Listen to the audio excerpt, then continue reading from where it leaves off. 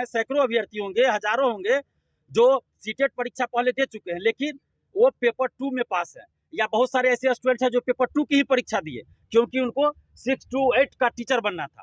लेकिन सरकार ने क्या किया, 6 to 8 की वैकेंसी ही नहीं निकाली गई है। देखिए, मीडिया वाले बंधु दिखाइए कि महिला अभ्यर्थी शादीशुदा है, बाल बच्चेदार है, ये लोग इस कड़ी धूप में, 43-44 डिग्री टेम्परेचर होगा पटना का, उस कड़ी धूप में ये लोग खड़े हैं अपनी मांगों को लेकर कि हमको न्याय मिले। और ये लोग सिर्फ इतना कर रहे हैं कि इनको फॉर्म भरने का मौका सरकार दे दे।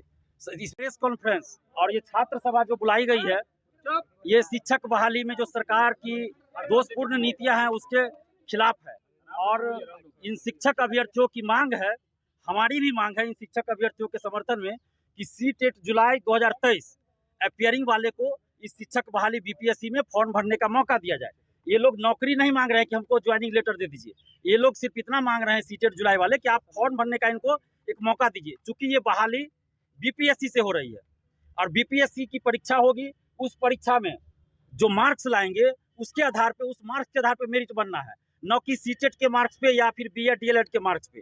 तो हम सरकार से ये मांग कर रहे हैं कि जिस प्रकार आपने हमारी बात मानी और बीएड डीएलएड को अपियरिंग में मौका दिया, उसी तरह आप सीटेट जुलाई 2023 वाले अभ्यर्थी को फॉर्म भरने के लिए इस शिक्षक बहाली में मौका दीजिए अपियरिंग में, ताकि लाखों जो छात्र हैं, हजारों छात्र हैं, उनको न्याय मिले।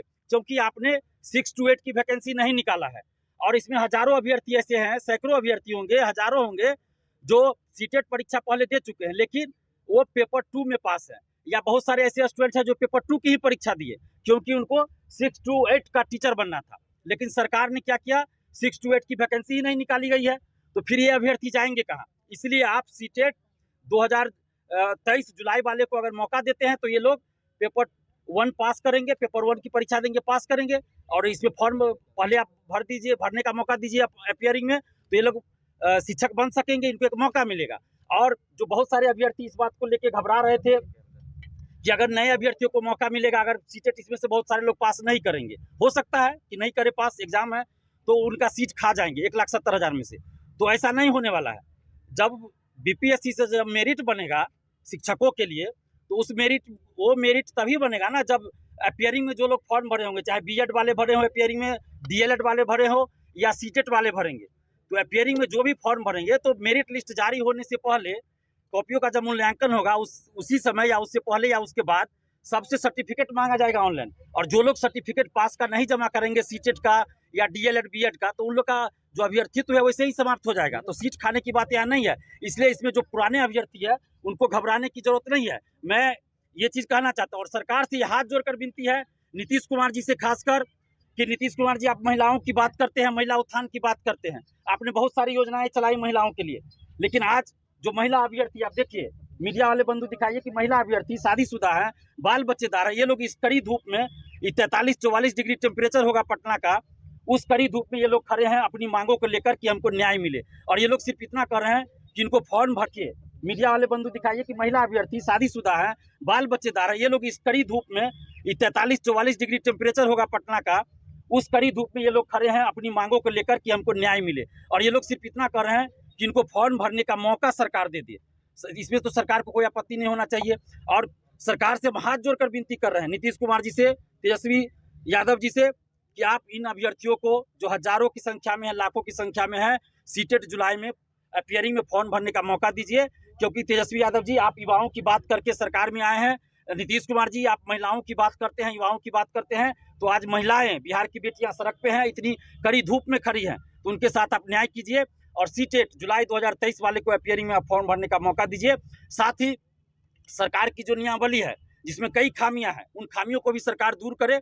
जैसे नियोजित शिक्षक को उन्होंने कह दिया कि हम एग्जाम लेंगे, 6 to 8 की आपने वैकेंसी नहीं निकाला, तो फिर आप 6 to 8 में प्रमोशन कहाँ से कीजिएगा। ये सारी बातें हैं। सब्जेक्ट कॉम्बिनेशन लेकर बातें हैं। बहुत सारे सब्जेक्ट है, जैसे म्यूजिक है, कुछ और सब्जेक्ट है जिनकी वैकेंसी नहीं आई है। तो इन सभी चीज़ों पे सरकार को गौर करना चाहिए और नियमावली में एक बार संशोधन करना चाहिए और सभी अभ्यर्थियों से बात करके एक बीच का रास्ता निकाल के, ताकि किसी भी अभ्यर्थियों को ये न लगे कि उनके साथ अन्याय हुआ। आप शिक्षक बहाली कर रहे हैं, आप जो है कोई सड़क छाप या गुंडों की बहाली नहीं कर रहे हैं कि जैसे तैसे आप ला दिए नियमावली। और अभी अपर शिक्षा सचिव का तबादला हुआ है, तो क्या दिखा रहा है? या तो वो शिक्षा सचिव सही से काम नहीं कर रहे थे या सही से काम कर रहे थे तो आपने हटा दिया, दो ही बात होगी। तो इस तरह से कैसे चलेगा व्यवस्था? आप नियमावली में संशोधन कीजिए, जो जरूरी है, जो सकारात्मक हो सकता है उसको संशोधन कीजिए और शिक्षक अभ्यर्थियों के साथ आप न्याय कीजिए। ये सरकार से हम हाथ जोड़कर विनती कर रहे हैं, हमें आंदोलन पे मजबूर मत कीजिए। इस कड़ी धूप में किसी को शौक नहीं होता है कि बाहर निकले, और हम आज घर से आए इन अभ्यर्थियों के लिए। ये अभ्यर्थी धूप में 44 डिग्री टेम्परेचर में खड़े हैं अपने हक और अधिकार के लिए कि सरकार सुने इनकी बात को, सरकार सुने। हम उनसे आग्रह कर रहे हैं, अगर सरकार नहीं सुनती है तो इन अभ्यर्थियों के पास आंदोलन के सिवा कोई रास्ता नहीं रहेगा। हम आंदोलन करना नहीं चाहते, हमें आंदोलन का कोई शौक नहीं है। सरकार से हम हाथ जोड़कर विनती कर रहे हैं कि आप इन लोगों की बातों को मान लीजिए और सीटेट जुलाई 2023 वाले को अपियरिंग में फॉर्म भरने का मौका दीजिए।